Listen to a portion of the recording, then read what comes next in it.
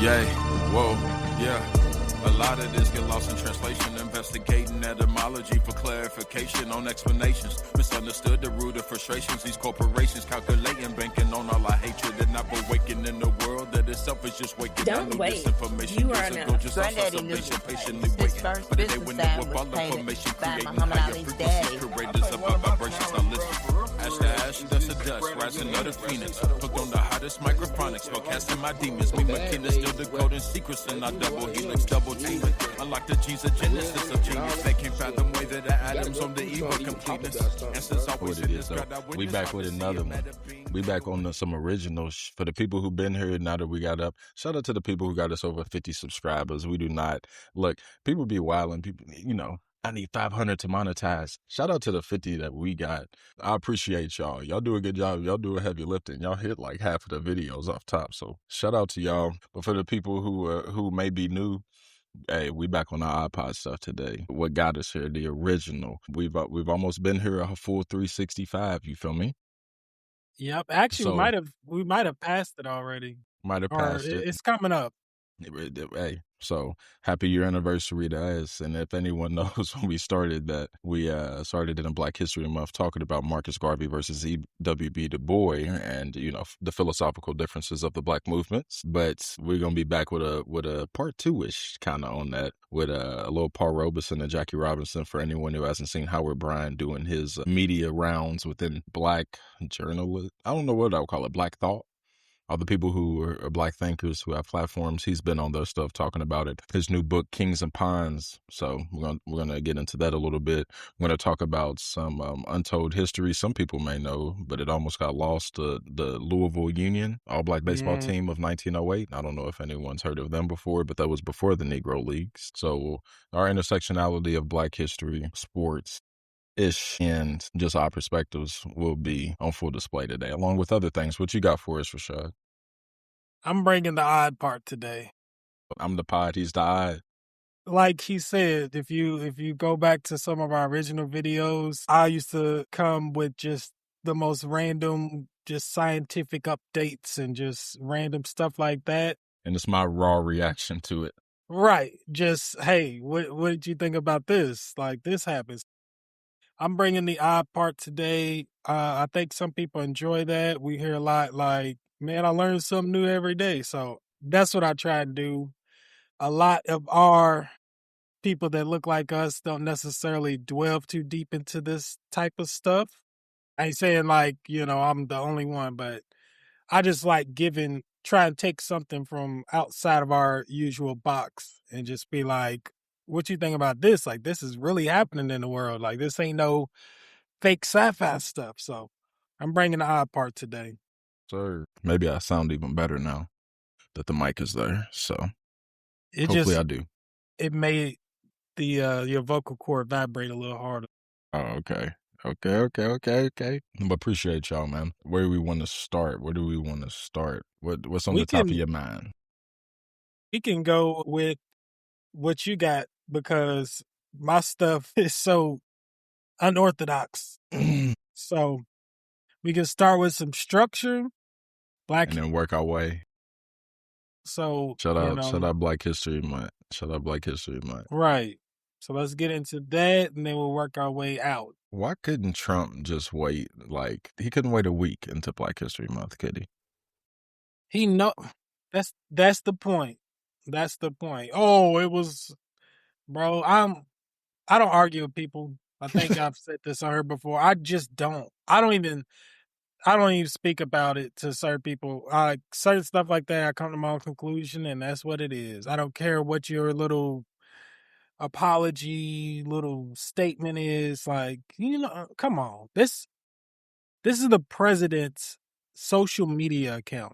So, like we were talking about, what if that same person who had access was like, I'm about to bomb China and Russia and blah, blah, blah, and started a war off this, and didn't take it down for 12 hours and then didn't condemn the post. Get out of here. I don't want to hear it.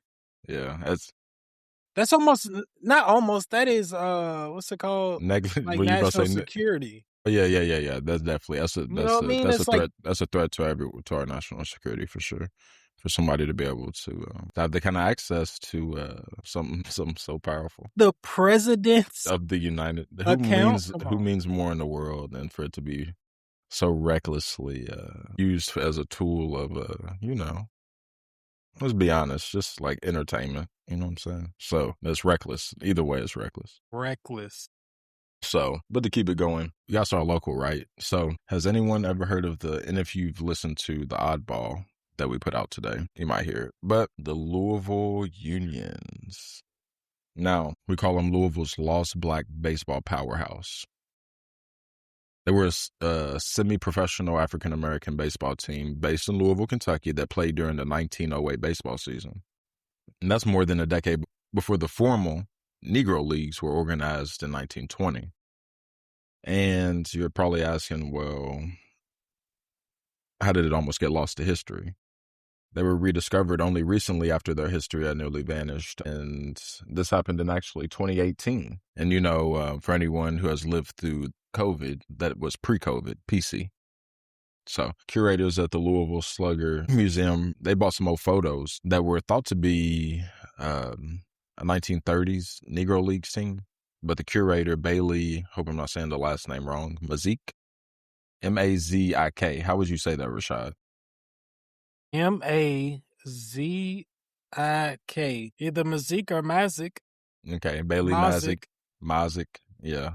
Mazik. We're partisan to Mazik. So anyways, Right. but the person, they noticed small clues like the letters LU on the jerseys, and there was a bourbon distillery in the background that didn't match, what people believed or the time period or whatever. So by enhancing the faded writing on the back of the photographs and comparing it with landmarks visible in the photos, one being Sunnybrook Distillery Company, it was at 28th and Broadway, Bailey was able to pinpoint when and where the photos were taken, and then dug into the old newspaper archives and then stumbled upon even more. So in doing so, newspaper accounts from 1908, I think mostly from the Courier Journal at the time, ironically, described the Unions as one of the best black baseball teams in the South. They won 24 out of 27. I don't know if they tied or lost the other three, but it was unusual at the time because you got to think it was just deep, tough Jim Crow 1908. They played other black teams, but also white semi-pro teams and amateur squads. And even in some of the evidence he found, white teams recruited extra pitchers when facing them just to increase their chances. So they were tough. They were like literally tough. I'm looking at that picture that you're talking about. I see the distillery in the background. Mm-hmm. I like these uniforms, like just the LU on it. Very simple. I love them though. I'm like, why is that the first thing when I read this? I said, well, I need a jersey. I need a jersey. So that's crazy. But the field was right there at 28th and Broadway, bro. It was called it was called Union Park or Old League Park, maybe in some of the period accounts. But isn't that right there where the Kroger and everything is, the mall is and stuff? That's crazy. Right there. Imagine there being a baseball park stadium. Right because supposedly it had bleachers and it had white only, So it was, like I said, it was still segregated. As Charlene says, sorely segregated. What if I'm thinking about that LU and then University of Louisville is UL, like that's what they put on the line. I don't know. Just the opposite. You sure it doesn't make you think of your Liberty University dynasty that you have going? Hey. You get into that. 10 championships. 10 championships in a row. Not one. Not two. Not three. That was your recruiting pitch. It was we LeBron. Was quarterback you, wide receiver you, running back you. My team's always CBU. I get my cornerbacks. I don't know why. Wide receiver. I don't know why. Quarterback. Yes, I say quarterback too. But then my old lineman, my tackles go crazy. So I started bringing in run heavy. That's what was unfair. Like I was a running team with the best receivers and the best quarterback. So I was a perfect mix. I tried to run a perfect mix. So my running stats, I never get nobody in the Heisman, but everybody's going for 1,000. Going for 1,000. Everybody going for 1,000. 5 minutes later. So, You remember? anyways, back to the Right, point I before know. we got derailed. I'm gonna put in there like a and then get back to reality. But no, the have you ever heard that story? Like any mention of it? Just Of the Louisville Union, Louisville Unions? No. We've all been, most of us have either lived in that area or like spent a lot of time in that area. The right? fact that we heard nothing. Right. And the Louisville leaders were actually, because of that, were part of early discussions with other cities about forming a league for black ball clubs, which was a precursor. So, their efforts led to the creation of a whole league, something that we'll get into later. And then the fact that the story was almost lost if this person didn't, which is echo if you have not seen our episode with Charlene, March with Dr. King, Joe the 13. I don't know however many things rhyme with that. But anyways, what to say on that? How important it is to keep these stories alive. Because I was thinking because ours are most likely to get erased. You see it, we see it happening. So. And the fact that we're this city and it was down to one person.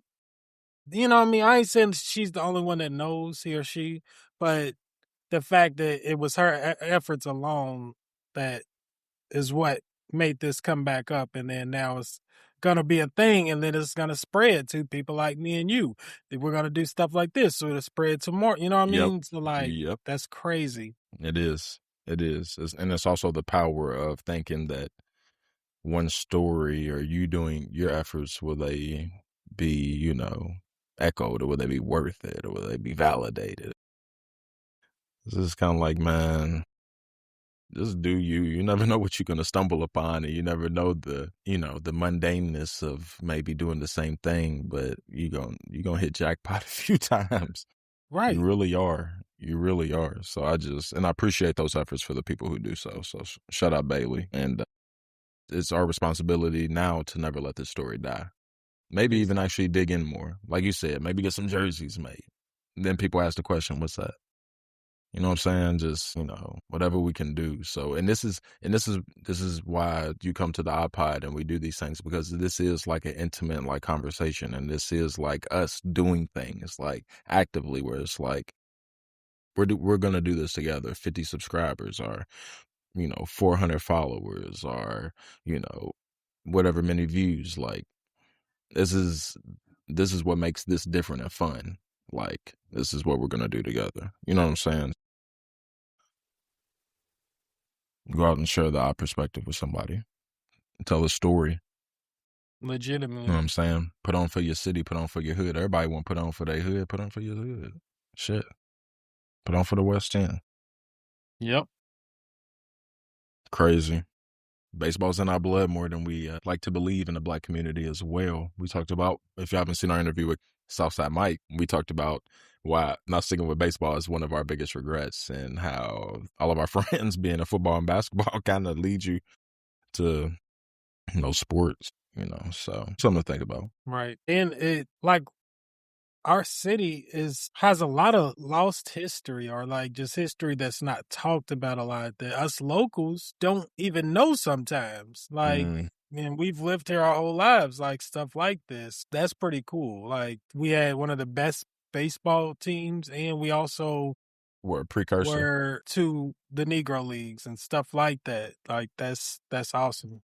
It is. We should take pride in those things. You never know with the loves that you do and how it'll push people, to right, to new heights. And that's why culture means so much to us, right? Like, just in that, because it's like, you can't monetize what created the Negro Leagues. Like, we can't monetize that energy, and we need to give it, the love and affection that's equal to that worthiness in dollars or whatever. You know what I'm saying? Just because the people who generally build what a lot of people get to eat off of are not the people who are loved enough. Point being, just real quick, Michael Jordan, I feel like he's over. This is just a thought. I feel like he's overly loved only because people like Dr. J aren't loved enough. Like because Michael Jordan came, we don't give Dr. J enough love. It's just, this will take us into I just like this thought from Howard Bryant. We don't give Bill Russell enough love. We don't give Kareem everyone wants enough to love. talk championships all the time. The man has 11. But, and as much as we love Michael, those were the people who built the game into what we know the game for. We know Michael for no offense, but like his achievements. But we're talking about the people who built the foundation of the game. What's my man Junior Bridgman's? He should be hugely just, celebrated. Not only by us, but the basketball community in general, all the time, based on the rights and just all the behind the scenes TV deals. That's how y'all get paid. Like big time. That's the elevation of money, was the TV deals. That was the difference. And partially why everyone from Magic on forward are in a different monetization bracket than a Dr. J, than the pre-recordeds, than a Elgin Bay, Oscar Robinson. We can go on. Those are the ones. So it's like, and they did it as a group, right? Michael did it and did it as a person. And the league was really good. There was a whole bunch of people around them too. Like, I'm not saying that, but I just feel like we're sold on the 90s being only about Michael. And really, we have to celebrate the people who set the foundation for us. That's all I'm saying. So, They didn't have a blueprint to do that. No. You know what I mean? They were the blueprint. So I definitely agree with what you're saying. And these are men who sacrifice and fought for rights outside the courts as well. I'm not saying Michael didn't or doesn't, but he didn't do it definitely not to the capacity of some of them. Kareem, Bill, who else? Jim Brown.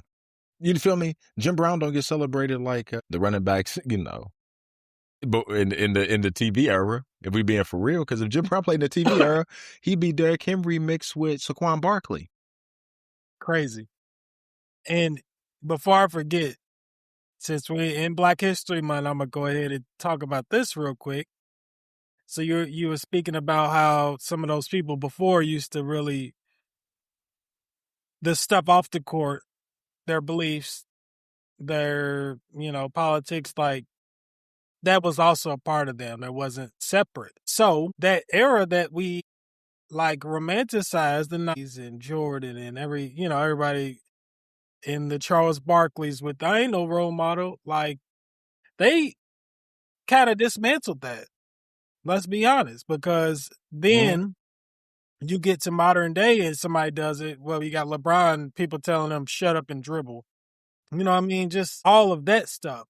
So now there's, why can't we keep this separate? And why is this political view here? It's like, but back then, like you're saying, like that was just as much a part of them as their play on the court. So I don't know. And that just is what it is. Like, yes, these people had success out of the mind, money, championships, blah, blah, blah. Not Charles Barkley, but just success and just looked at as these great basketball players. But yeah, they took us a step back in that specific categories. That's all I'm saying.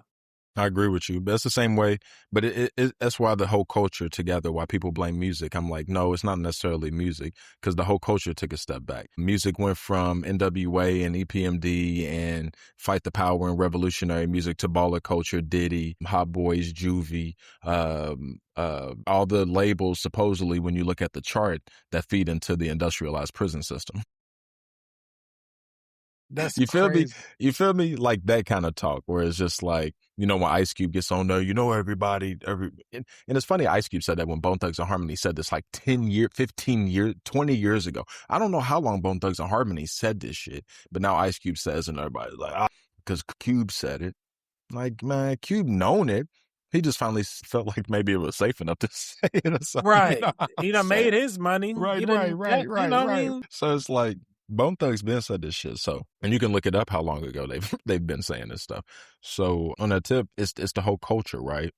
It's like someone saying reality TV is comparable to crack in the 80s for the Black culture. When you were growing up, our parents, Good Times, Jefferson's, it started moving more into the assimilated Black lifestyle when it comes to like wealth. And then you start getting up to the Fresh Prince. And I'm not tripping on that one, right?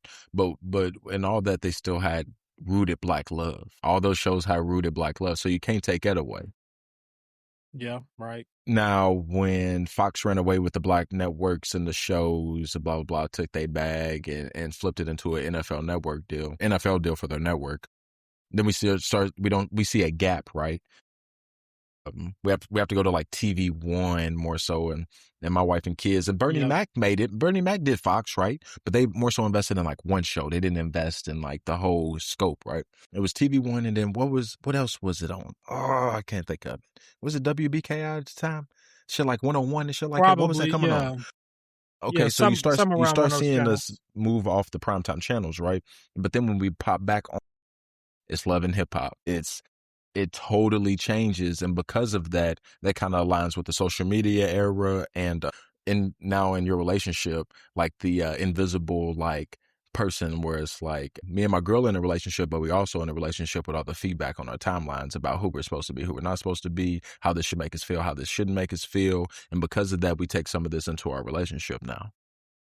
And in the same way we do that with reality TV and our habits and things like that. And if you notice, culturally, we've started to assimilate more towards the behavior that has been put on since 2010 Black TV in comparison.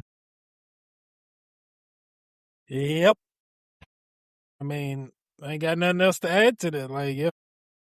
That's just the big theory. That's not my theory either. So somebody be like, damn, that was deep. That's not my theory. It's all of them put together. This makes me laugh. I'm not taking this too serious, but like a girl will be like, Grandpa used to, love only his woman and this and that.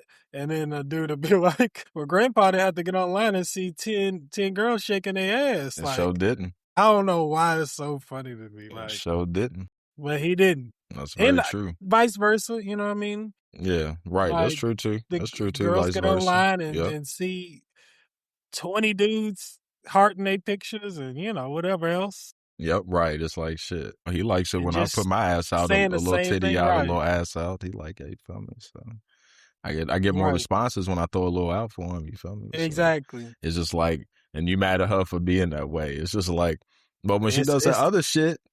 It's feeding in, it just feeds into each other, bro. Which goes back to that whole third person in a relationship, it being our social media timelines. All that being said, I don't know if have you ever seen that little Reese video of him talking about Charles Tillman that used to play for the Bears? Mm-hmm. Anyone who don't know Lil Reese from who's in our community, Lil Reese is old dear Chicago rapper, came out during the times of like Chief Keef and stuff like that. Were they signed to the same label? Was he signed to Okay. I just want to make sure. It was 300. 300. Yeah. Yeah, 300. Whatever it was. You're right. That was that thing. But now, he has this story, bro. You remember Charles Peanut Tillman? He played for the Bears. Peanut name, yes. 33, number 33. Okay, yeah. Uh-oh. What was he in the hood doing? I'm gonna start the story out by saying I know someone who grew up with him in South Carolina. So do you. I'll say it off the air. But he said he walked up and his homie's like, he's like, hey man, in a Tillman that played for the Bears. And Larice is like, yeah, he's a Fed now. He's an undercover agent. What? They went back. He really was. When he quit the NFL, bro, he went Fed, bro. It was really undercover agent. That's why I love street niggas, bro, because you can't get information like that. Like if you're not in the streets. That's why you gotta keep street niggas in your life to a certain extent. A plausible deniability, of course, but at the same time, you've got to. Real. He knew way before. Like, this is old. Like, he knew that shit happened because they run in the streets. That's crazy. So, and then I think I gotta look more in that story. Like, how did he become a fan? like, what pushed him towards that, bro? He was a fan the whole time Side in the NFL. mission? Then that makes me think. That's That makes me think of fans crazy, in the right. NFL locker room. Over plotting and note taking. How did you just become a fan? That's what I'm saying. Because you blend in so well. Like Taylor Swift has to be a fan then. That's at my point. At that point, I'm just like, all right, y'all. A lot of these celebrities are feds. Remember back in the day when we went to the Spy Museum up in D.C. and Frank Sinatra, they was all spies.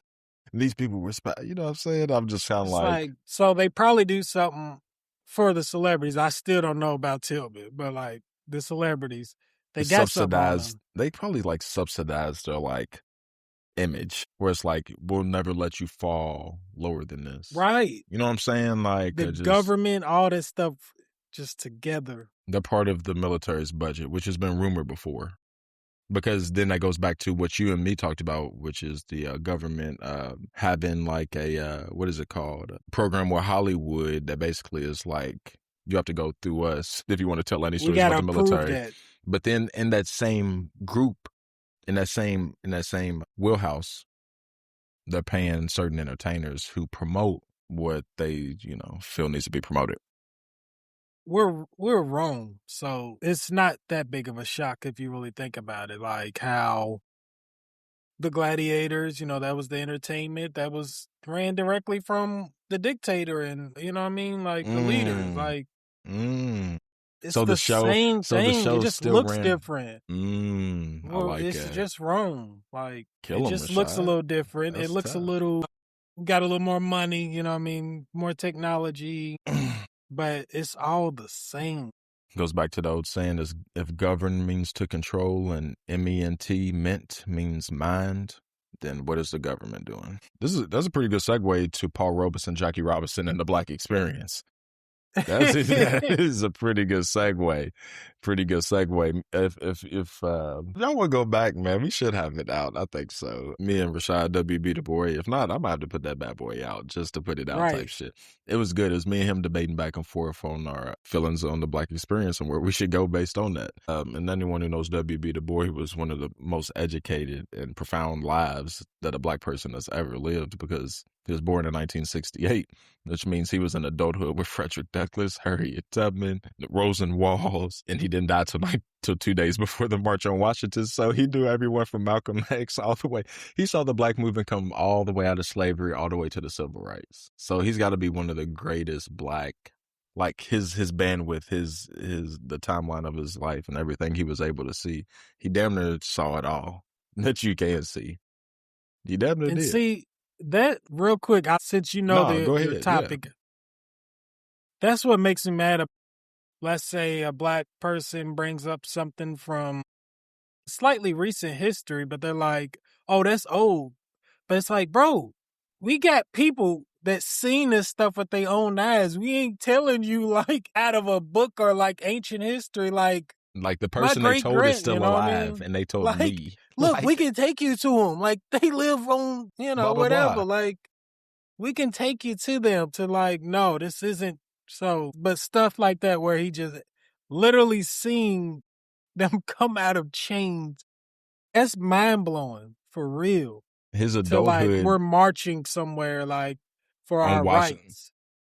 We all got on suits and, you know what I mean? Like, that's just mind-blowing. And I think about and this part ain't even race, like older Black and white people. What have they seen technology like to now? You know what I mean? Just stuff like that where it's be like horse and buggy all the way up to what's that car called? A Studebaker. I always that kill me out. Oh, they saw top-notch Impalas and shit too, like 60s Impalas and shit. They saw Apollo. Like, if you was born in like... That is crazy. Horse and buggy to Apollo's gonna trip me out. That's mind-blowing. I'm not gonna believe it. I'm gonna say to God, it's time for me to go because I wasn't made for nothing. That would be like, so for us, something that extreme, me and Marcus both born in 93. I'm trying to think of something that happened. We were born with the internet, technically. So we've always known a computer. Internet to, we just landed a person on Jupiter. You know what I mean? I know we can't land on Jupiter, but I'm just saying, like, no, that like would we be set up a like colony. We set up a colony on yeah, Jupiter. right. It's like we was just doing dial-up. How you sending people all the way to a different planet when we was do and they got better internet on just to talk Jupiter than we had in our house. Like, you know from what I Earth to mean? Jupiter, our internet's better than the dial-up that we had. Stuff like that, like just that perspective. So back to what he was saying. Could you about how imagine the long distance to Jupiter? The price on that shit? A Bitcoin. Unfathomable. It had to be somebody. I'm trying to think what they named, the Rockefellers' descendants or something. Yeah, you know what I mean? Yeah, it'd have to be. It'd have the to money. Be. That ain't about money. That's about who do you know specifically, like to get that. But anyways, yes, that's you're right. White, black, whatever color. That's amazing. I would have to tell God, yeah, I'm ready to go though. It's time. It's time for me, bro. Like it shit ain't even making sense no more. And it's not. And it's not. It's me. It's not the world. Right. It's what was definitely that? Me. What was that West Virginia jingle you dropped on that when we was doing? Said, "Take me home." Got you wrong. That's crazy. They like, again? We're gonna let this. Yeah, I'm gonna let Trump drop that and then sing that shit. Y'all wildin'. Speaking of that, Shabusi said immigrants built this country. I had to hurry up and get that off my. Immigrants built this country. I had to say it before I forgot. Right. Shabusi's tripping. Then he said immigrants and foundational Black Americans built the country, and I'm thinking you're still wrong. I'll give you one more chance. And I'm not even that kind of person. You know, we new age Black people. We all tribes who fuck with each other in the long run, and we always have had beef with each other, and we always fuck with each other. It's just the way it goes. Kind of like white people. Kind of like white people have been doing. You know, they be tricking us. Black people, they never stick together. It's just like, whoa, between Israel, Russia, and America, I don't see much sticking together either besides the Olympics. But, nah. And speaking of that, real quick, Lindsey Vonn getting airlifted? Bro, because she went out there with no ACL, dog, after she just crashed at the Worlds, and then the words they said was ruptured ACL, which I didn't know you could do. That sounds like the worst possible thing that could happen. It's not a slight tear. Yeah, right. So it's bone on bone, and she's about to fly. What happened is her freaking her ski pole clipped the net, and she was about to go off a turn, and it sent her sideways. That's not funny, but come on. You think a knee with no cartilage in it is about to, at 60, 80 miles an hour, is about to come off a jump and give you anything? Take me home. I guess what you froze for just 1 second. I know. Take me home is like, I'm out of here. Oh, shit. So, peace. Is it still, what are we doing? Is it on back? Is it back on? Yeah, no, you back. Okay, I was about to say. It acted like it was still like kind of frozen. All right, we said all that just to get to this. That's crazy. I know. All right, Jackie Robinson, Paul Robeson. Have you ever, let's ask the audience, have y'all ever heard of Paul Robeson? I don't think I have. I'm going to be honest with you. Speaking of lifetimes of people, he was born the son of a slave. Mr. Paul Robeson, he was a singer, an actor, Columbia-trained lawyer, All-American football player, spoken 20 languages, NFL 20? player by the time he died. And his dad was a slave. Genius. His dad was a slave. Man, what?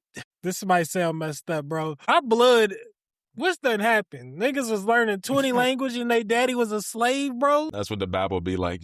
Was living hundreds of years and shit. Like, yeah, we getting watered down, bro. Right. We getting watered down. Literally. It's crazy. It's built like Jason Tatum and turned Achilles. Like, come on, bro. They was the same game. They was like, I don't care about an Achilles. Stop. Come on, bro. Speaking of that. That's crazy, though. You know how racist it is. He went to Rutgers his first year there. You know, he's cold and whatnot. But I guess, I don't know if it was like he got tackled or something. The white boys kept going, bro, and beat the dog shit out that nigga, dog. Dislocated his shoulder.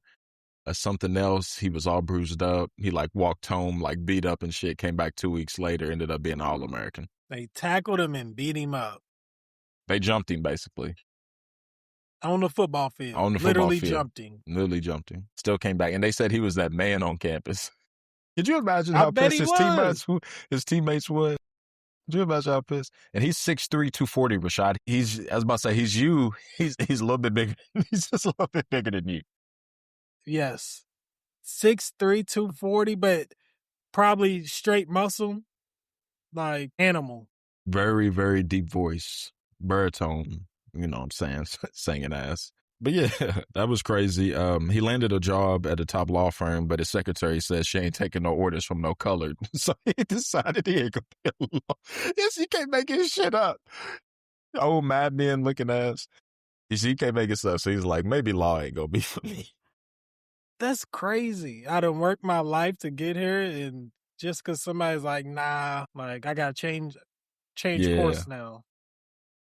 So to put his age The in man perspective, already done lived 2 or 3 lives, but I'm sorry, like already. so by this time, bro, the Harlem Renaissance sparks, right? Catches his attention. So he's like, man, maybe I should try singing or something. Of course, he's up there too in New Jersey. Start singing it. Right. He's right. Thank you. So no formal training, of course. To start, look at Rashid. Life number 4. That's... The New York Times called his first concert phenomenal. We struggling to do one of these things in our lifetime. So by 16, he had already had, like, come on, bro. Shout out to you, though. Isn't this crazy why you don't know this man? Yes. This is what makes the story so good, you know, erasure build of history. To Jackie Robinson. Right. The beef. Right, Jackie Robinson beef. That's crazy. My grandmama marched with Jackie Robinson. We was just praising him. Now we got to bring him down to earth. Right. Shout out to the Robesons and the Robinsons. Because, gosh, that throws me off, too. Their names are so close. Right. So. That's crazy. So, no, let's move on. So he starts acting, right? And at the time, you know, when it comes to integration, you know, I'm talking about big time. Because, you know, he's that man. He can sing. So they're like, oh, yeah, we're going to try to start getting him into some big stuff. Take his drunken, lazy nigger role. Basically. That's what they wanted him to do. And then he was, you know, he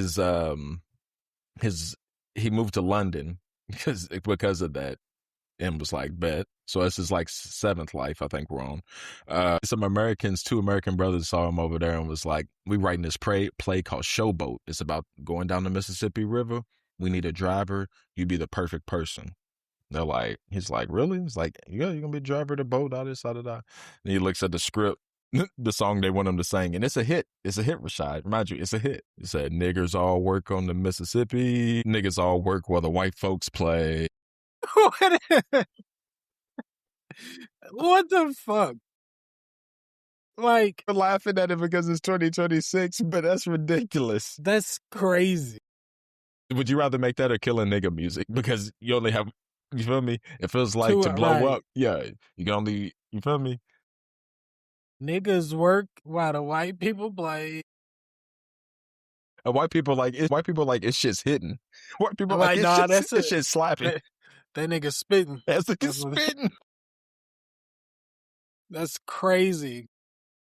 That's crazy. My gosh. I couldn't do it. So that's why I'd be like, shout out to the people who said it. So Michael Jordan didn't have to do nothing but sell a shoe. He didn't have to talk about shit.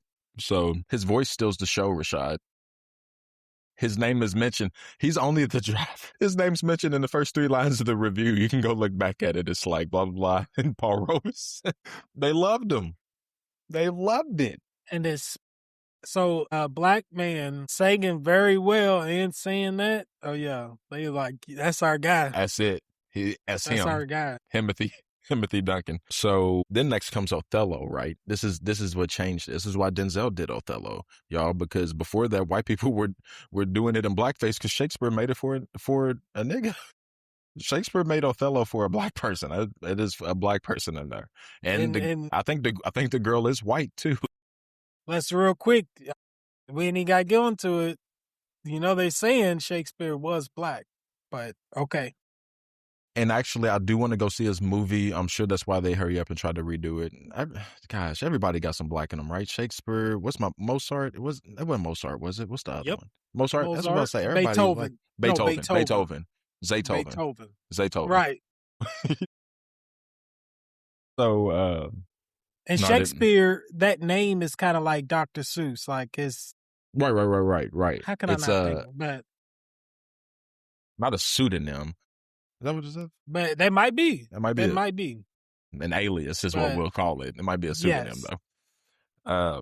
But that makes sense. That would make sense because you know, even up to the slave days, like you can go up to Elvis Presley and how you feel about that. But if you can go up to The Bachelor, nigga, you can't always sell blackness. That's not what gets the advertisers going. You know what I'm saying? Not at all. So if we could sell might this, get you shut down. Right. But if we can sell this as a white man, Uncle Nearest, you feel me? It's through time. It's the same system. Yep. It's like I can make money. Like the slave can make his owner's money. Like I'm not talking about we can talk about it in like Mandingo fighting or like the funny nigga. You know what I'm saying? But like we're talking about all the way to the Roman times where this is a thing, where the funny guy makes his owner money, indentured servitude, wherever that shit came from. That's all the same. It's all the same shit, man. Nonetheless, he killed it. Right. He killed Othello. He killed the show. He killed Othello. London didn't like seeing him with a white woman, though. It was like, don't do that shit again. He was good, but hey, nigga. Go do that shit back in Harlem. That's what they was like, he killed it, but I don't want to see that no more. He killed it, but we'll kill him.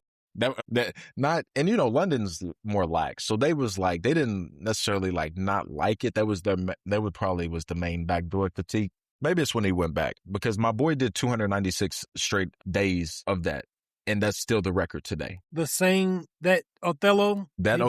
Him doing Othello 296 days in a row. He still holds the record to this day of consecutive days on.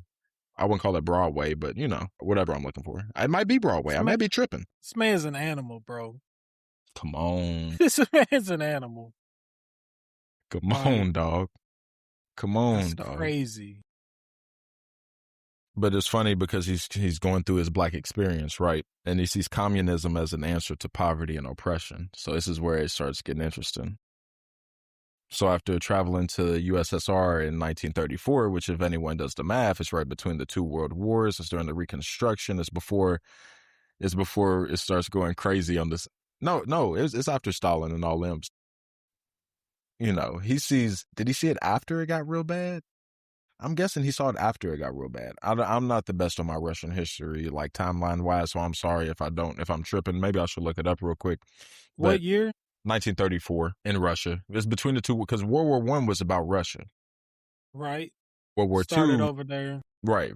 Now all their leadership is out. You feel me? And they're starting the Reconstruction period. So maybe he's looking at it like he's seeing the best of Russia because they have to deal with what's left. Like the people left. You know what I'm saying? It's like he's seeing them like put everything aside and communism work in the way that it's supposed to work in the most ideal form so far. It's like, I just fought against communism, nigga. You got me. That's what America's saying. World War I stopped in 1918. World War II began in 1939. Right. So it's between them. So that's what I'm saying. Right. So about 30, but he's seeing the reconstruct. He's seeing the best parts of it. Like all the bad people are gone. I ain't gonna say all of them. The main ones. Yeah. The main ones are gone. And he's seeing the best version of that communism has seen. And he's looking at it like, I'm a black man, right? The only way, I just don't see it through the democratic system when democracy allows laws, and laws are the things that say we're segregated and we're lesser people. So this is why people who don't understand why there's a connection between black revolutions and communism is because we don't see within the system, our governing system, how when it's always been biased in those laws, how those things can end up in equality, because it's never ended in equality. Some Malcolm X echoed on these two people specifically. Communism, it levels the playing field for everybody. Now, if you want to look at it and say, Well, that's different than saying communism because we saw the effects of communism when it's in the wrong hands. Maybe we should pull socialist aspects from it. I agree with that. Depends on where you are on the spectrum. That's kind of in the middle, where it's like we can take things from the communists, universal health care. It's hard to get people to debate on that for real. But it's the ruling classes that have to let go of the profits they make on healthcare. And that's why I'm saying, like, in the capitalistic democracy where money seems to write the laws, they don't see how there can be true equality. So communism, seeing it at that specific time, I can see how Paul Robeson looked at it and said, yeah, we should learn a lot from them. And I can also see how America's like, F you, I just went to war with these MFers. I don't want them to do anything they got. Anything. And if you notice, the Red Scares generally coincide, y'all. Go through history. Red Scares generally coincide with communism, with the rise of communism. Red Scares is in the burning of black neighborhoods and towns and lynchings. Go back and look at it. They're all around the end of the war. Within the Red Scare may mean something, it might be a twofold thing, Rashid, the Red Scare. You know what I'm saying? It's interesting. So just something to think about. But getting back to it, I forgot to say this earlier. W.B. Du Bois, he died in Ghana. The government took his passport away for years and wouldn't let him travel because they were afraid of people like this and like him would go out and spark revolutions within other black societies within the colonized regions, which would then spark someone like a Nelson Mandela and a Martin Luther King at the same time. Because then we start seeing world revolutions. It's hard enough. It's bad enough giving these rights over here. But let alone the whole world starts revolting because they get ideas like that from Martin Luther King. Oh, we got to knock him off. Yep. That ain't working. That's not going to work. So back in the day, what they used to do is take your passport away. It was legal until Paul Robeson, you'll see his cell situation. But it was legal. So they did that with W.B. Du Bois. So when he finally got his back, that's why he went away. He went to Ghana and he said, I was never a man. Rashid, this is why I call this the black experience. One of the most achieved black people just ever in the whole spectrum this country has ever made as a thinker said, after all those thoughts ceased and after he lived his whole life, said, I was never a man. I told Ashley when I heard that, I thought when Jesus said, God, why did you forsaken me? That's the feeling it gave you. America, why did you forsaken me?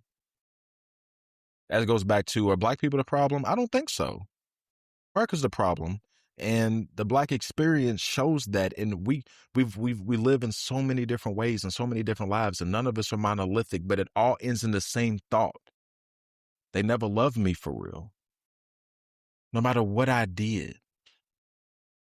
W.B. Du Bois, Jackie Robinson, Paul Robeson, a conservative, liberal, communist, Black Panther, Malcolm X, Martin Luther King. No matter how you get it done, I'm gonna smoke you, nigga. Fred Hampton. You can team up with white people. You cannot team up with white people. That is the black experience.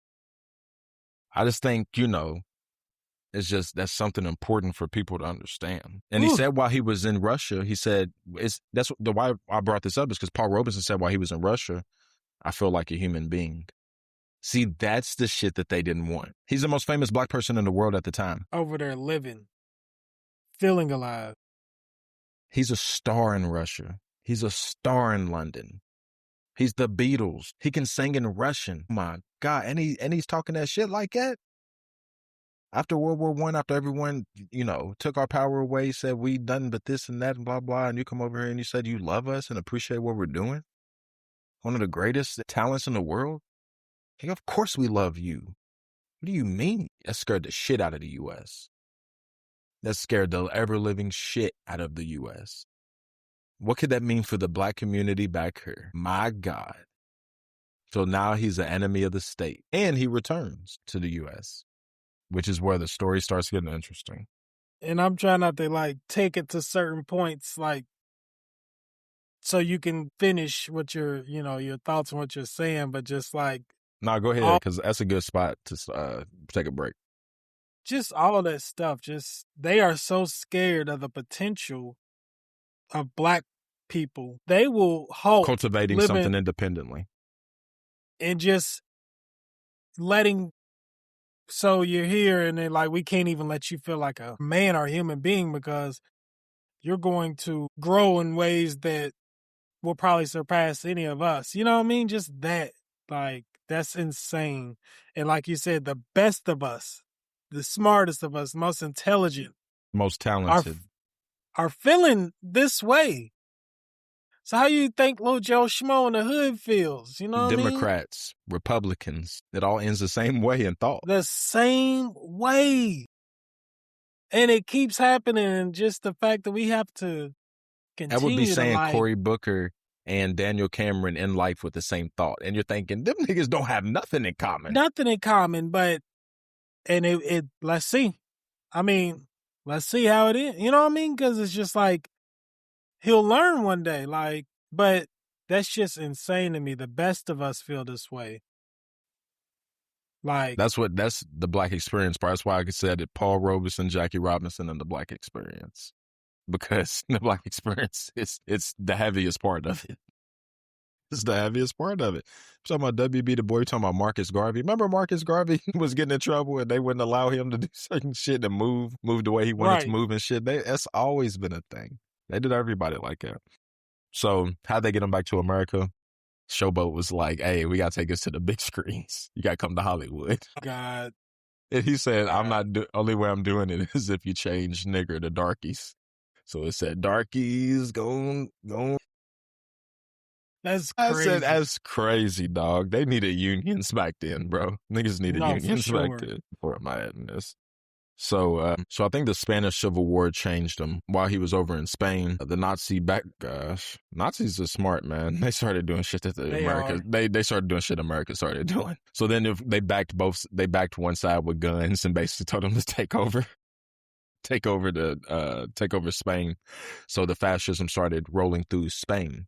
That's how they got Spain on. Gave the right people guns. So he saw fascism as a new slavery, and he felt like that was something that was going to come and eventually hit Black people. So he was like, I have to fight against them. And he saw America fighting against them. So he's like, yeah, I'm gonna have to go back to America. I'm gonna have to help out in any way I can. While he's over in Spain though, they're fighting, started singing.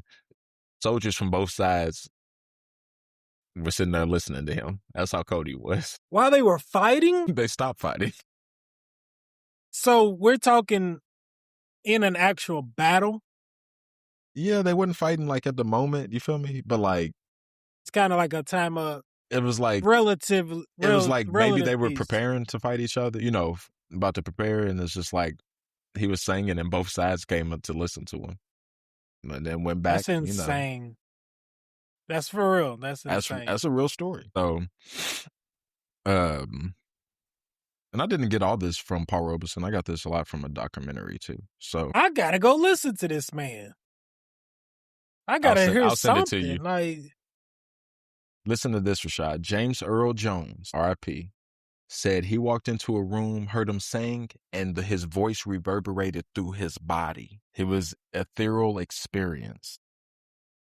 James Earl Jones, the voice at least. Yep. Shout out James. R.I.P. One of the greatest ever. So he's one of the greatest ever, and he said that that's what he could literally feel the music. He could feel the music in his body when he sung. And we know his voice. If you know Darth Vader's voice, then you know that deep. That's why it means so much. Michael Jordan saying, no, I never would have dunked on me easily. Who would have dunked on you easily? What if he said that?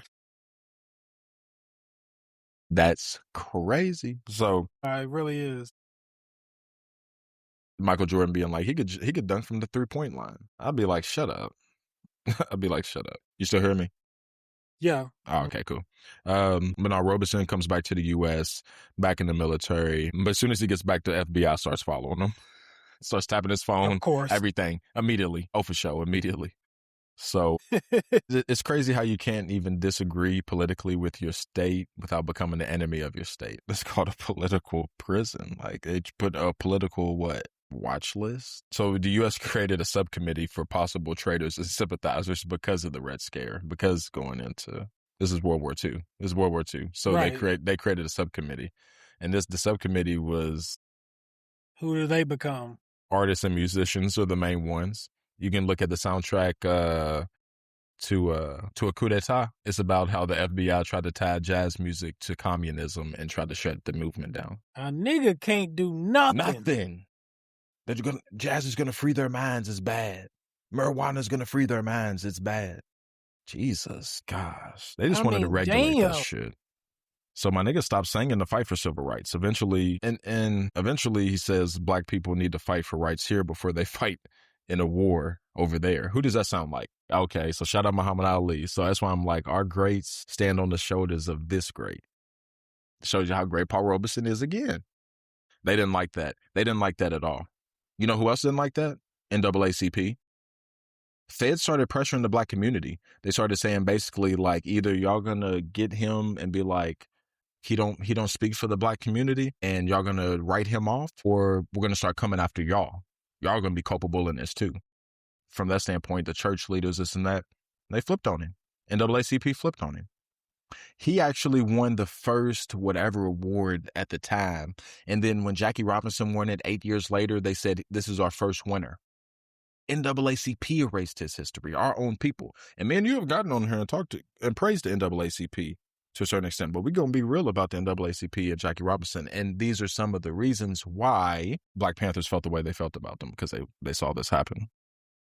Because Malcolm X is talking about it at this time. They watched it. So in this case, they didn't assassinate him. They went to assassinate his character, and they didn't have to. They threatened violence on those people who didn't. You feel me? So it just wasn't as simple as NAACP didn't do it just because they wanted to. They threatened to kill them, niggas, beat them up, destroy their shit. And then they just lived through the Red Scares, Rashid, of the 20s and 30s. That was their parents. That was their parents. And they didn't have to infiltrate for him. They just, like you said, no, we gonna do something to y'all if y'all don't do something about him. Mm-hmm. So, because usually someone black will infiltrate. That will be how they get in. They're like, no, we're just straight up going to y'all. Y'all do it from the inside out so he loses credibility. Like, that's This is crazy. the man that integrated Broadway, right? We're talking about. So then the subcommittee subpoenaed Jackie Robinson, the man. Ho. Let me go back. When this man gets back, the black writers, when they come from the war, the Black Writer Association, I can't think of their name. I'm sorry, y'all, if I'm butchering it. The black journalists at the time, they're covering the Negro Leagues. They're coming back. They're like, if they don't want to integrate, fine, we'll boycott their league. We're not covering nothing, and nothing's getting covered of their stuff. They caught wind of it, brought Paul Robeson in, and was basically like, and Paul Robeson's like, y'all should have been done had a black person in. Why don't y'all just integrate the sport? And they're like, nope. But they did that because they knew if Paul Robeson and they took that meeting that they wouldn't get boycotted. So then they bring in Jackie Robinson to come in and basically say in front of the whole world, he don't speak for black people, and we denounce that shit. And you might be thinking, why did Jackie Robinson do that? Jackie Robinson's a conservative. I would call him a conservative. Back in the day, those people believed as a community that we needed, basically 50% in Republicans, 50% in Democrats, because the black community, we have to diversify our funds when it comes to making progress. There's no reason for us to be 98% Democrat. Like, that's the way they thought. He thought America's a peace of mind too. Like, we didn't do all this work since 1619 or whatever to sit this out. Kind of like today, where black people are kind of sitting this shit out. You feel me? Y'all not getting me. That ain't my shit. It's kind of like then. And so people are looking at him, Jackie, why would you do that? That was Jackie's sentiments. So he went up there and basically, said that. And, that was it. So that was a nail in the coffin. Right. So it's up from there. So basically, the government pushes for 87 of his concerts to be canceled. His label drops them. NBC bans him. His passport is seized for 8 years. He goes from making $100,000 a year to maybe $2,000 a year. 100,000 to 2,000. 2 or 3. And he can't go to Mexico. He can't go to Canada. They call their government specifically and say, don't allow him into your countries, even though he can technically go in there without a passport at the time. He's being blackballed from the world. I don't think white people can be blackballed after this one. Right. That's shit. He summoned the DC in 55. And the thing about Paul was that he never was the black. He was always the strong black, more of a, I wouldn't say more of a Malcolm, but like he was so unapologetic, right? right. They didn't like Just that. his demeanor. They didn't his like demeanor. that. It's like when Rachel Lindsay, who's the first black bachelorette, says that Chris Harrison didn't like her because she didn't show him the type of respect that the other ladies showed him. It's just weird. As like, you know what I'm saying? Like it's weird. That's kind of weird. That sounds weird. It do. We can go further into that, but Right. stop right it's there. just it is what it is. But so when he gets subpoenaed, he finally speaks. He's basically saying, I'm not speaking on that. I'm not speaking on that. I'm not speaking on that. And you should be ashamed of yourself to call yourself an American and treat me this way. So they was done with that nigga. That's it. That was it. Who That does was he it. think he talking to? Nigga, I'm about to put Hoover in this. I got Hoover in this. We running shit. Illegally, For real. legally, we running shit. That's that we got to put this nigga in his place. You know what I mean? That's at that point, it's like, Hey, who does this nigga think he is? Rutgers deleted all his records after that. Here we go. There we go. Rutgers ain't been good go. since, have they? Right. Nope. I'm going to leave it alone. I had another one, but we're going to, it's Black History Month. We're going to keep it Nah, moving. yeah, I take that back. I'm about to edit that out. We're going to keep it moving. All right. If you editing it out, have you heard that bar that rappers be saying, like, run through these hoes like, bro, you got to delete it. I told you. That's just crack for the black community. Stop that Right. shit. They couldn't, bro, they can't wait when it up, they like, he's a bar. Anyways, continue. No, just after that Supreme Court decision of 59, when he went back and was basically like, it's against the Constitution for y'all to take my passport away and shit. They were like, bet, you can have it back. Him and WB Du Bois both got him. Both of them niggas was gone. Them niggas was, and other people too, but them two specifically were both gone. His son asked him, what were you more proud of, being an artist or a prophet? It goes back to this will sum it up. He said, I'd rather be an artist. He was like, I didn't want to be a prophet. You can't be an artist and a prophet at the same time. I thought that was very interesting. That's actually a really good quote by him. That's simple, but like it's deep to think about because it can just send you down so many paths. I know. Like in your mind. Can't be an artist and a prophet. That makes you feel. You try to wrap your mind around it. You know what I mean? Just try. Exactly. I said I'm over here just trying to wrap my mind around it. Like, I guess my biggest takeaways is, how is he not the most popular black man ever? Because his talents are, his achievements are. They're the greatest ever. Where do we start? That's why I'm like, where you want to start? That's with the man. that question about how is he not? Is that why he was such a big threat, Rashid? Is that why? Because wouldn't that then make him the most powerful? Physically, mentally, abilities, talent. Artistically, thoughtfully. Powerful. It's like, man, what form do you want it in? I can get on the court or the field and play with y'all. And so, because, being an athlete, like, let's say it's somebody that's really good and then they talking that stuff like that, we're going to gravitate towards them. Okay. Oh, I can get on this microphone and sing. Those artists, they're going to gravitate towards them. Well, I can get in the political, space and talk. They're going to gravitate toward, like, he could give it to you any type of way.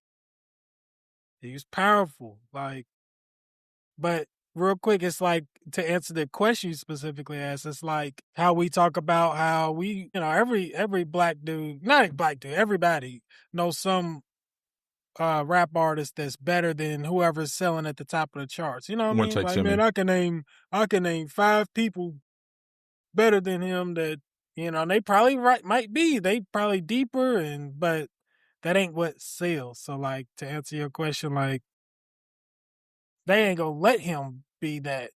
One take. That nigga's cold. That nigga's legit. That's the way I be feeling about him. But you know how, like, we think, like, when we come up now, we're not like our parents who played 5 sports or 3 sports. So even Michael Bush, damn it. Right. We played one sport, focus on one sport. Do you feel like that kind of mentality has brought us from thinking that we have the ability to do all those things? Like when it comes to the profession, it being a profession, you know, in America, where it's like, I can only be a football player. And then when I don't know how to be a football player, I don't know who I am. Like we go through that. It's like, no, nigga, you can be whatever you want to. You can be a singer. You never tried to sing, nigga. How you supposed to know? You never acted. You don't know where all your talents lie. Do you think we gyp ourselves? Absolutely. I gyp myself. Okay. Yeah, me too. I feel that way too. I'm 32 and I already know I did. And I'm not saying that, oh, my life is over. I still, you know, we're gonna make something shake. I want to take vocal classes. I would have learned an instrument. Yep. I would have really focused on an instrument. Me too. Like, I would have never stopped the violin. I would have took that space shit seriously. You know what I mean? Just like space camps going, or like, just whatever you can do. And wherever that would have splintered off into. Mm-hmm. You probably would have gone to an aero school, and then you probably would have tried to go somewhere. Maybe even Air Force or something like that. Things to prepare your ass for. You would have been in Annapolis, Maryland or something. And then even in the sports world, I would have wrestled. You know what I mean? I was naturally good at it. I didn't even think about that.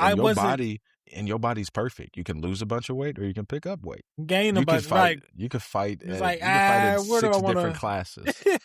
Where do I want to fight this different classes. I want that little That nigga. is true. I didn't think about that. To drop 30 I'm about pounds. to drop. I'm about to go 175 on a nigga and go stupid. Go stupid at 170. I'll choke his nigga. I want the welterweight title. Just to say I did it. But nonetheless, yes, shortchanging ourselves, and that's why it's like I love the fact that, you know, I love football, and it'd be nice if I had a little point guard or something like that, but go do something else. Go do what you love. Go do that shit. I don't care. Yeah, I really don't. Sure. If you like swimming, go swim. Hey, we about to be Michael Like Phelps skating, go skate. For me, yeah, right. I don't care. And then just something I found weird, another point, Jackie Robinson and the NAACP denouncing him to show the state basically like, nah, we American too.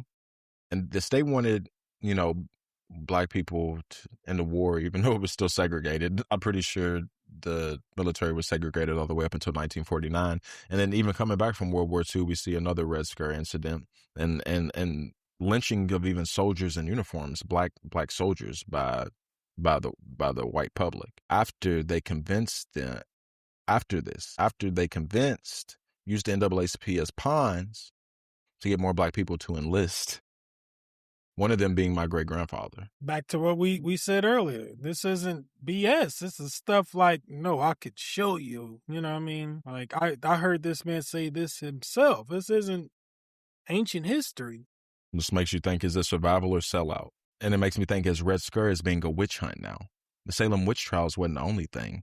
White women and this and that. You know, I believe the conspiracy theory that they were a bunch of white women weren't inheriting their father's lands, or people who passed away, and they were like, she's a witch, she's killing niggas. Let's go kill her. And then we're going to take her land when we do it and make money off of it. I had never heard that one. I've heard of, you know, I'm familiar with the conspiracies about it, but I never heard that one. Interesting. So it made me think of a witch hunt. But no, that's kind of the story, man. And the owners really didn't, the interesting fact is the owners really hated the fact that Jackie Robinson was there, man. They really did. They hated your boy for signing him from the Yankees. I can't think of his name. They sent letters and called it one of the greatest betrayals in the history of baseball. This is a guy whose number that is worn every year, and we celebrate him as one of the greatest guys to ever play the sport. Reminds you, it takes 75% to get in the Hall of Fame. My boy only got 77%. Jackie Robinson did. Even after selling out, my nigga. Imagine if Daniel Cameron, after everything he's done, endorsing him. Trump didn't mean to post that, and then him only winning by 100 votes. Bro, who is that there? I need to really all that? For exactly. The skin of your teeth. There's a black man. He's a black Republican. I've seen his face plenty of times. Tim Scott. So you know the story I'm talking about, where he's like He's a lot of denouncing gums it. and a I'm little like, teeth. A yep. lot of gums. Man, I shouldn't do that. I shouldn't do it.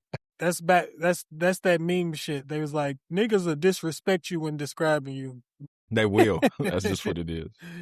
He kind of stank, and everybody be like, "Oh, I know you." Hey, yeah. But anyways, he's getting a little taste of it now, because I bet you, even if it ain't, there's some online, but I bet you his personal inboxes, his mail, I bet you they turning up on him just for saying, hey, like, that's not right. Yeah. Yeah. And, you know, also on the Jackie tip, he said he didn't want the last word to be a reflection that the black community wasn't patriotic. His personal opinion, right or wrong, this is my country too, which I talked about. And those politics, though, aligned. Jackie Robinson, the NAACP, and the GM of the Dodgers aligned. Black people felt this was necessary. But even with all that being said, right, 4 years after he was signed, only 7 black players were signed and integrated in. And only 2 teams. By the time Jackie retired, Detroit, Boston, and Philly still hadn't integrated. Detroit, Boston. Well, I can see Boston. No, Boston. Nope. Let's go back, Rashid. Boston, even in the 80s when Bird was there, huge black. It was huge black population. Huge. That's where you get New Edition and shit. That's where you get them. That's why I'm like, so they did have a nice size black, you feel me? I know we always just want to give it to the old immigrants up there, but no, big black population. So the loyalty test, you know, up in your bro, all that. And that's the only progress that he got. So by the time he gets a couple years in, he starts talking his shit now too, Rashid, where he's like, they're not doing enough. They're not trying to get black players in. They're not doing this. They're not doing that, blah, blah, blah. And now the majors are getting mad at him and they're like, see, I told you. And then they want to get rid of him, but he's balling. 9 of his 10 seasons, he batted at least 300. Wilding. That's why I'm like, so they wanted to get rid of him, and they were going to get rid of him if he slipped at all. So that's also something to think about. Back then, you couldn't even slip. Because if your politics didn't align with what was in the time, your ass was gone. So you had to be good. We got to do it twice as good. That's what Paul Robeson's father always, he didn't say that, but he's like, you have to use your talents. This is what he always told me. You have to use your talents to be better than that little white boy. Because his dad's a slave. He was a slave at one point. So it's just, he was born into slavery. I'm sorry, that's the way to say it. He was born into slavery. Pressure creates diamonds. You know, I know it's cliche, but like, just the pressure these men were under to perform, and they were doing it. And then getting their lives threatened on top of that every so often, just on top of it. And so by the time Jackie leaves, man, he's like, this is bullshit. And he's the man, right? But he's that black, we know this role.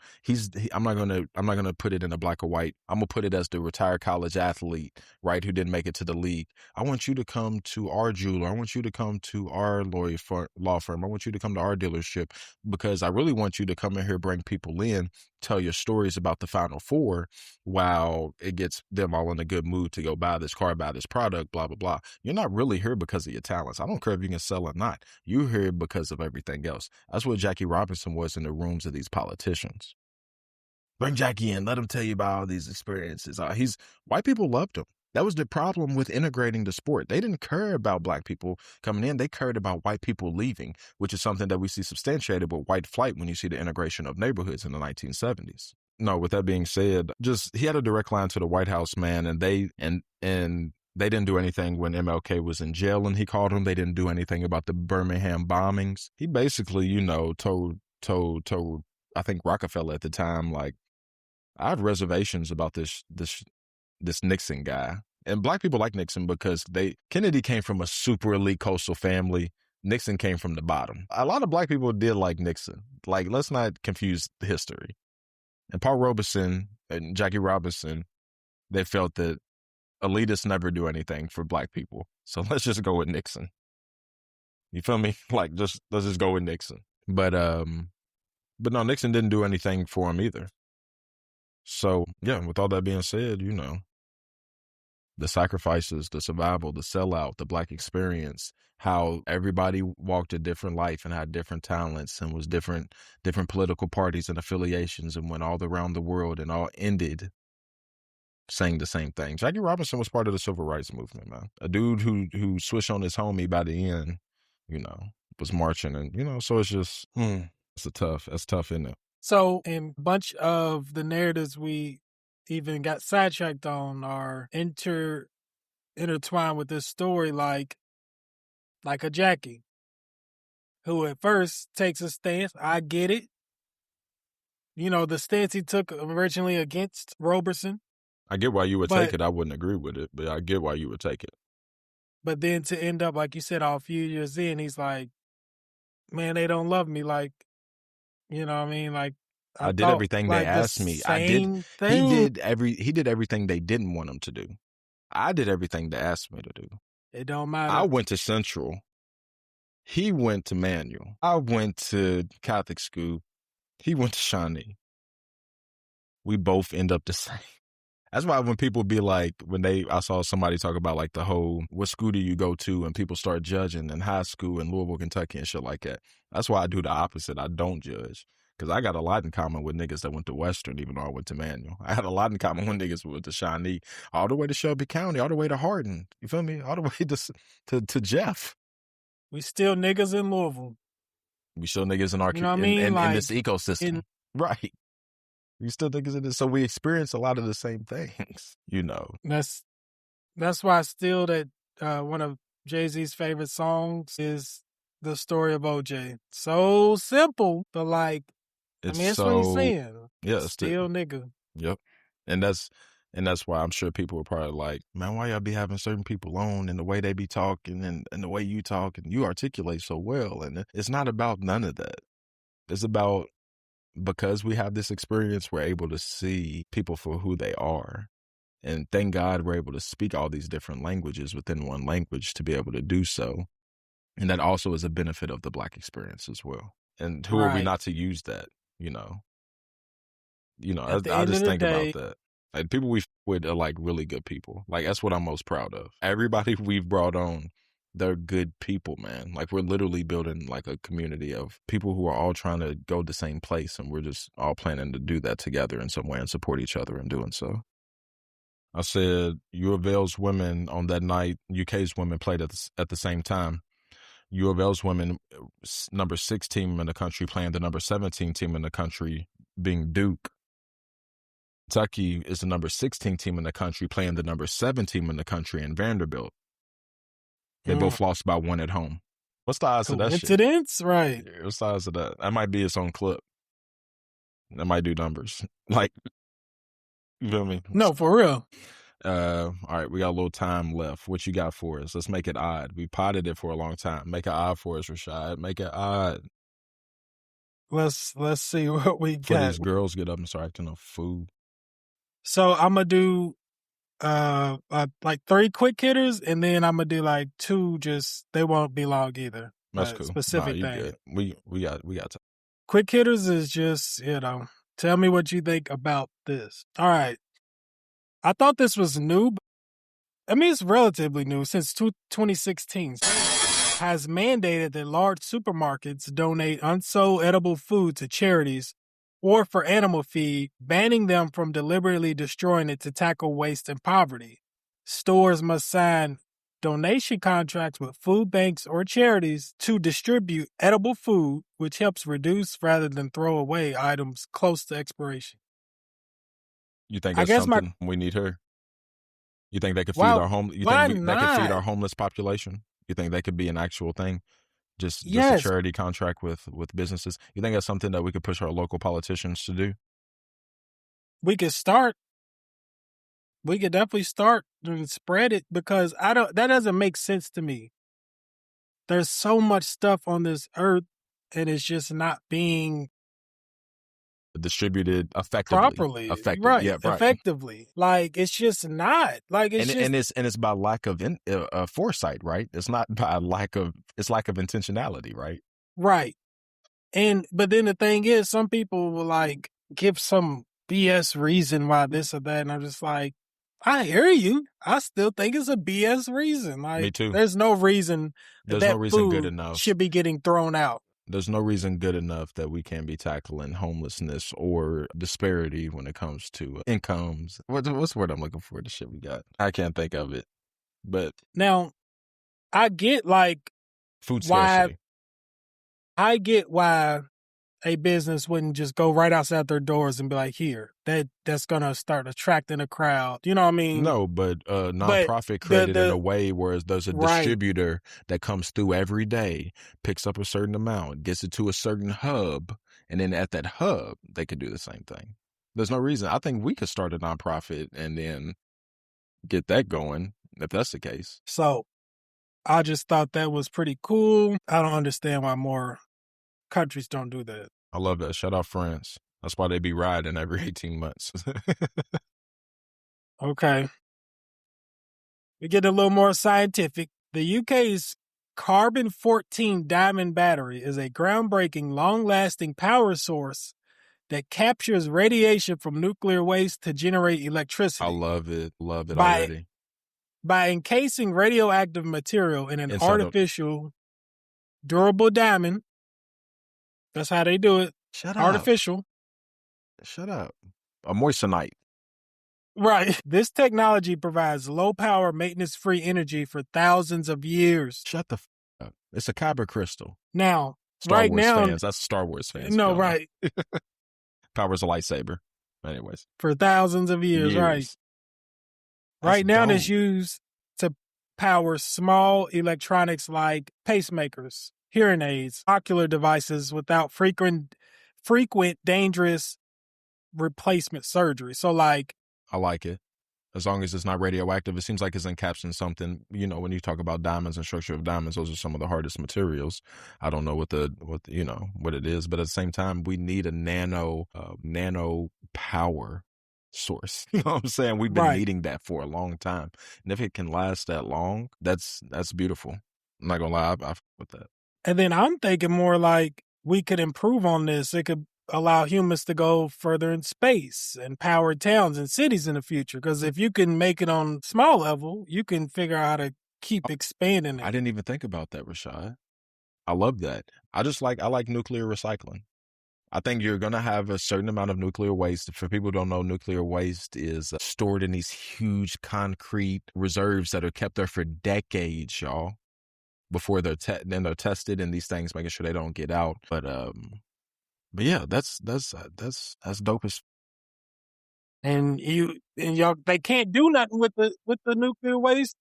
So if you gas, can find a way to use it. Yeah, so if gas can only get me to the moon, but this can get me to Pluto, then yeah, that's we'll see where we go with it. That's what's up. I don't know anything about taking nuclear powered shit to space. I don't know nothing about that. I'm not even gonna act like that sounds bad right now. But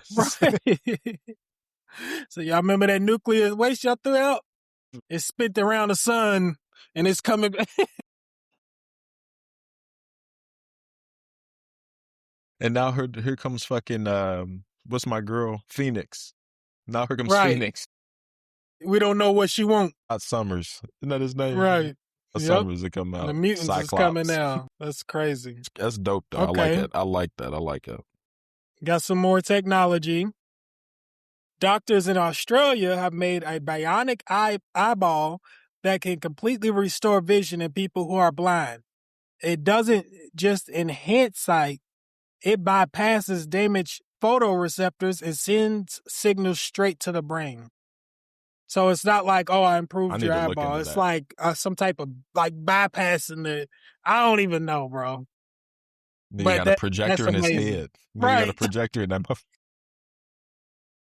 Maybe smarter than me. Shit. Now, why are you looking through me, Nick? Because I am. Right, I am. I literally am. You looking past me? I'm looking at everything, nigga. What you mean? Plus, I got the new Google glasses on, nigga. I connected the shit, nigga. Right, it's integrated into my eyeball. That's crazy. Bitch, I'm surfing the web. Ain't nobody worried about you. Right, literally. I'm on Instagram. You said, have you seen that picture of blah blah blah? Right? Yeah, that's crazy. The comment section's wild though. You read it yet? Bro, it's That's the just future. thinking of all the stuff that could go. But Okay. we not gonna get them. We gonna have contact lenses. Exactly. It ain't gonna be integrate. Like, Yeah, no, it's in my brain, nigga. Yeah, right. I'm like Like fuck how 'em. you decide when your finger moves, I decide what this thing does, like that. Just What if that floods the job market and now you can't get a job unless you get a chip in your brain because you can't even compete with them niggas? well, that's where we're going. Like that's all of it. So on that end of it, and also just straight up, almost like if you don't get the COVID vaccine, we're not gonna hire you. You know what I mean? Okay, just like, but that's the next level. This was a precursor. See how many people they could get. so yeah, I mean that's where it's gonna go. Not only do we not want you, nigga, you couldn't keep up with these niggas anyway. They got chips. Amazon would be doing numbers with chips on niggas. That's unbelievable. They would be rolling through niggas. Niggas would just be disappearing. I've never seen them again. Right. Severance If you ever type thought shit. of making a business to compete with us, we took it. Like we already took it. And that's how they take over the world. That's insane. The singularity. The singularity is It just Amazon. keeps getting faster and faster. It's just, and like there's nothing that can happen. It's just happening. Shit that you can't even fathom. You can't even. We in 4D. We in 4D now. Right. We in 4D, nigga. Right. That's crazy. Who don't know 4D is time, controlling time. Yes. That's going. the next That is the dimension. fourth. That's the next dimension. All right. This one is one of those specific ones I was talking about. Challenger Deep. You ever heard of it? Challenger Deep is the deepest known point in Earth's seabed. It's like in the I have Mariana heard of it. Trench. Yes. I knew you have heard of it. Yep. It's near Guam. Oh, okay. I didn't know that. In the ocean. I didn't know that. Reaching 11,000 meters below sea level, making it further down than Mount Everest is tall. Oh, I didn't know that either. I ain't gonna lie. So did not know that one, Rashid. That's incredible. Right. Oh my God. So there's a photo. It's not AI either. It's a beer bottle that reached Challenger Deep. A beer bottle. So how do they know? We can. People have descended down there. I didn't know that. Special and equipment. I didn't realize they have pressurized equipment. Yeah, I didn't realize that. That can actually. I didn't know that. Yeah. Okay. It's like I forgot. I had the number of people, but it's a nice amount. Like that beer bottle's luck. Almost 2 dozen. That beer bottle's luck. That's like Klinko. That's like the world's deepest Klinko. You know, on Price is Right, when you put the little thing in and it slides down. Yeah. You feel me? Like, that's luck. That's in. But this is where my mind took it. I don't like it. So, like, as intelligent, right? It ain't no conspiracy stuff. It's just my thoughts on humans more so. Okay. So, like, as intelligent as we are, as resourceful, we're really just like animalistic and unaware. This is like almost why God puts limits on us. Because, like, what if we were able to go anywhere in the galaxy? This is one of the parts on Earth that we can't obviously live, but people have been there, but we can't stay there. And we got trash there, bro. Just the fact that we make trash and it got there. So, like, God, out of all the things that made it there, which kind of makes sense. Bottle. A beer bottle. That's representative of our culture. That's what I'm saying. Like, just in that aspect of it, I'm just like, the first thing to reach aliens was a Corona can. Was a Bud Light right? Can. Or just imagine something like that. Like, what do they even think? Like, niggas study the properties and they're like, niggas, is their world made out of this? Right? Right. That's dirt water, nigga. Is this what they're drinking? That kills you. That's oil. That'd be an oil can. It's an oil can. Like, oh, they must be. I don't know. But now that you think about that, along that way of thinking. Now that you made me think about that, the first thing I encounter from a group of people is their trash, they're trashy. Especially once you figure out, like, that's what that was. Dirty motherfucker. That's right. Thank you. When I get the context and I'm like, so y'all just like that reached me. That was the first thing ever. I would just think y'all cavemen, and then when I saw y'all smart, I'm thinking, oh no, these niggas is just lazy. Right. They don't care. They don't they have the ability to feed the homeless, but they just too lazy to do it. So, no, literally, like they have extra. They create their problems. Like we have problems we be figuring out ourselves. They just be creating problems for themselves. They got extra food, and some of their people starve. You ever think about that? We can never reach peak because we're dealing with problems that ain't even problems. Like we're too focused on shit that don't matter. Like Absolutely. racism and policy and systems and shit like that. Like we could be And doing money. anything we want in money. Like money is the number one. It's the number one detractor. Like no, like we sell stuff to each other. Like how we, I don't know. Could go so far left. Yes, I do think about that, to answer your question. Capitalism puts progress in the backseat. Basically, unless it's just so happens to be on the same path. That's the only way it'll lead something forward. As if a few dollars is being made doing it. Yes, a la NASA, Cold War, first time, I don't know. And just real quick on that Challenger Deep, just something funny like I thought of. I was like, imagine like, you remember everybody granny used to have like plastic on their couch or something, and you wanted to take that off so bad. Like, why is this here? So imagine she finally takes it off for you. You go on there with some fries and ketchup, you put a stain on it. And then she's like, this is why I did not take that plastic off. That's why I don't let you eat in here, nigga. And why you can't, like, that's how I feel like God might look at us. Like, this is why limits are on y'all, bro. Yeah, like, y'all be taking of it like it's hate or something. Like, it's because I'm your father. I'm your father, and as your father, you're not ready for this shit. You're not ready. You're not 17, bro. That's what happens when you're 17. You're 13. No, you can't date. So, you're not ready. You're not. You can barely clean your room up, nigga. Fuck you mean? You can barely run suicides. Fuck you want to date somebody. Okay. You be complaining when I ask you to do this. A woman's gonna ask you to do everything. Ask you to upgrade her life, bro. You ain't ready. Can you upgrade your life? Upgrade your room, nigga. Clean them. Upgrade your breath, nigga. Brush your teeth, nigga. I can't believe a girl even like your glass, nigga. No, for real. They find out. Plus, I protect you because when they find out what I know about your dirty little ass, that's what I be thinking as a girl dad.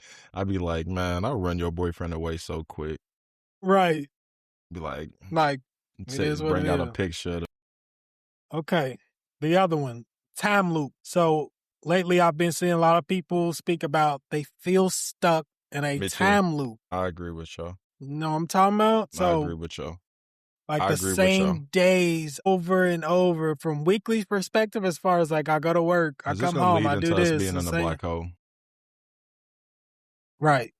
Or, you talking about this? Yeah. What I'm saying? No. Okay. I just want to make sure. No. Okay. Keep going. I thought, but because I was like. Because if we're in a black hole, if we're like crossing over, we could already be in a parallel universe.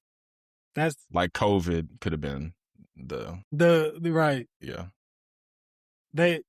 So come home, eat dinner, go to sleep, do it again. Same thing. We get a 2-day weekend. Everybody it feels like it just went by like that, which it does. Like it's Sunday after the Super Bowl. I'm going to be like sitting there like, damn, I got work in the morning. Like it just feels like I just got off.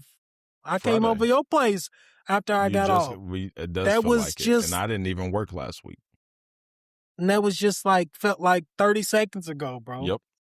But they're like, okay, then you add in the holidays. We celebrate the same holidays every year. In the stores, they take one decoration down and the next one's up.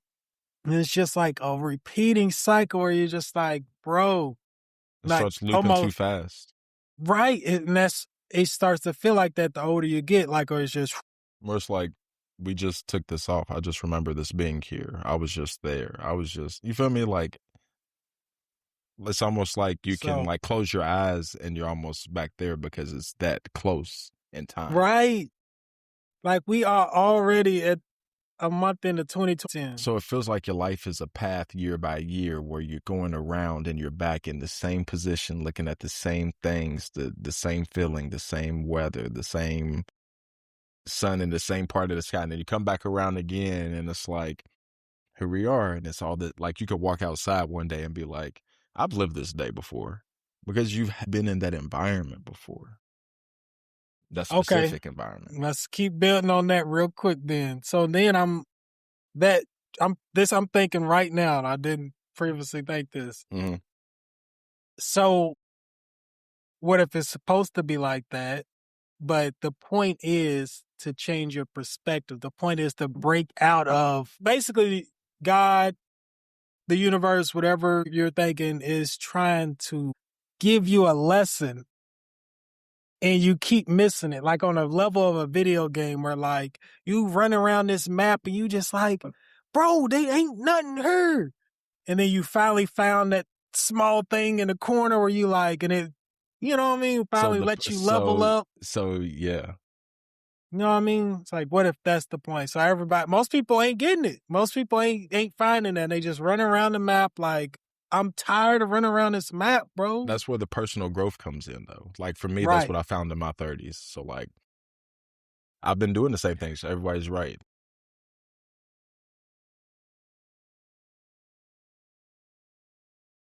Right. I've had all the drinks. I've been all the places in Louisville you can go to damn near. I've been to places that actually shut down and reopened a new place, and it's a different place. You feel me? So eventually once you go around so much, you're like, there's nothing else here, but there's stuff still to do. And that stuff to do is all the unexplored places. And I feel that way in myself. So like, damn, I never knew this recording studio was here, a 400 studio. I need to volunteer here. This is dope. I didn't realize this. I didn't realize that. And then you have a whole new perspective on your community when you just thought, Louisville ain't got shit. We ain't got no clubs. We ain't got this. We ain't got that. And it's just kind of like, I mean, yeah, like Red Dead Redemption is like that, Rashid, where the map keeps opening up and opening up and opening up, and the storyline expands as the map opens up. Yep. But what if the map didn't open up, but just cleared off? You know what I'm saying? Like, it's some shit like that. I don't know if that makes any sense. No, it definitely does, especially if you play that game. Like, it's like, no, it's not getting bigger. It's just you're looking in new areas and discovering new things and getting new thoughts, which is new life. Like, you know what I mean? So, something like that. Right. Last thing I got, because we could go on that. Well, I'm gonna go ahead and end that. Last thing I got. Who you got? Patriots. Yeah, I got something for you too. Hawks. Me too. The Sam Darnold redemption arc will be completed. Yep, exactly. That's exactly why I said that. Mostly because of Sam Darnold. They have a really good defense. I love Kenneth Walker III. He was my fantasy running back, so I've always liked him. So the way he runs, but that's a formidable opponent. New England really is. Got a good defense. I like Mike Vrabel coaching. I like Drake May. He's very athletic to me. I just don't give that to white quarterbacks a lot. You got to be athletic if I'm going to call you athletics. He's athletic. And he can throw at things. So will Sam Darnold be restored, or will Stephon Diggs win a ring and then try to give Cardi B a ring after? A ring, right. It's crazy. That's crazy. He would never in a million years propose to her, would he? Probably not. Okay, let's be honest. Let's be honest. Probably not. Let's be honest. And she wouldn't want it, I do though. like how... She wouldn't want it. Only she would is just to get back at Offset. Okay. Yeah. You know, like, told you so. Yeah, that's true.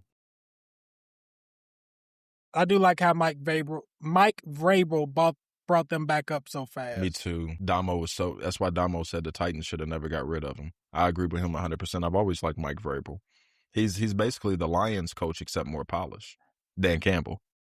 Mm-hmm. That intensity, he just doesn't go for it every fourth. It's a good comparison. Yeah, right. Yeah, that's what he reminds me of. Marcus is a family man, y'all. I'm a family man. What was the last thing I was on leave off? Sinners, why I don't think it'll win as many Academy Awards, even though it's been nominated for the most Academy Awards ever, I think, for a movie. I listened to an expert talk about it. I'm going to take some of his points. He just talked about basically one battle after another. It's like splitting the boat. Damn. Still ain't watched it. Still ain't watched it. It's like that? I don't disagree with me all y'all want to. I don't like it's not a real character to me. It's not a real character. She's like herself, like, to the power of America. You know what I'm saying? I didn't find that too like real. As Sinners, I find that historically accurate, almost to a sense, with a little bit of vampire flair. If you understand what's actually going on and not just the surface of Sinners. But the thing about it is that the Academy Award has turned a lot more international lately. They're going to understand one battle after another from the military format of America more than they'll understand the nuances of Black America and white America during that timepiece. So, and I hope that Ryan Coogler never waters his stuff down for that. Easy for me to say, that's his right. Like, I probably won a couple awards, but I'm just saying I hope he never does, honestly speaking. No, that's why he's so important to the culture. An expert talked about it. He'll probably win best screenplay. That's what Get Out won. That's what a lot of, but he won't win best picture. Just don't believe it. A lot of what they call below the line, people who are at the end of the credits, not the people that are at the front, the beginning. A lot of those people win awards, I think, music and casting and things like that, and scenery and things like that. But a lot of those other ones don't think they'll win just based on that familiarity with the timepiece and why Black American stories are so culturally rich, but they're misunderstood when you're not on this. Like, I tell Ashley like this all the time, like, Black Americans, we gotta look at ourselves like we are like the tip of the spear. Like, nobody's like us. Like we're mixed with everything, but a lot of other countries don't have that luxury where they're mixed with everything. And we have everything in the world. The Blackness looks at us first across the whole world, whether it's revolutions or whether it's art. I always look at Black Americans first. We just have a certain,